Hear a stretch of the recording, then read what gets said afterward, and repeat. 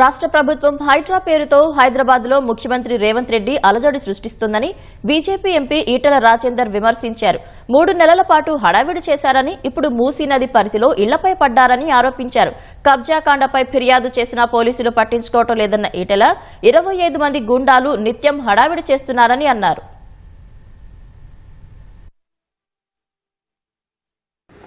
వచ్చుడే రేవంత్ రెడ్డి సర్కార్ హైడ్రా అనే ఒక సంస్థను ఏర్పాటు చేసి అకారణంగా, అన్యాయంగా, దుర్మార్గంగా 40 ఏళ్ల క్రితం, 50 ఏళ్ల క్రితం ఆనాటి ప్రభుత్వాలు చెట్ల పక్కపొంటి బాజప్తా పట్టాలిస్తే కట్టుకున్నటువంటి ఇల్లు కావచ్చు, లేఅవుట్లలో కట్టుకున్న ఇల్లు కావచ్చు.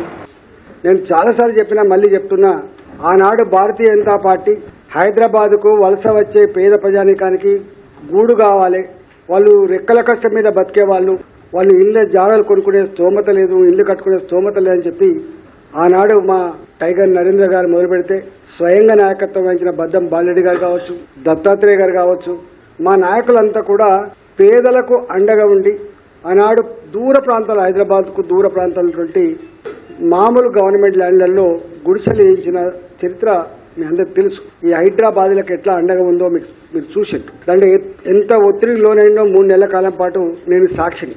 ఆ తదుపరి వెంటనే మళ్ళీ మూసీ ప్రక్షాళన పెట్టకు తీసుకొచ్చారు. మూసీకి చాలా మందికి తెలియని విషయం ఏంటంటే, ఏదో మూసీలో పారే మురికి నీళ్లు మాత్రమే పోతాయట అని చెప్పి చర్చ జరిగింది. కానీ తప్పది.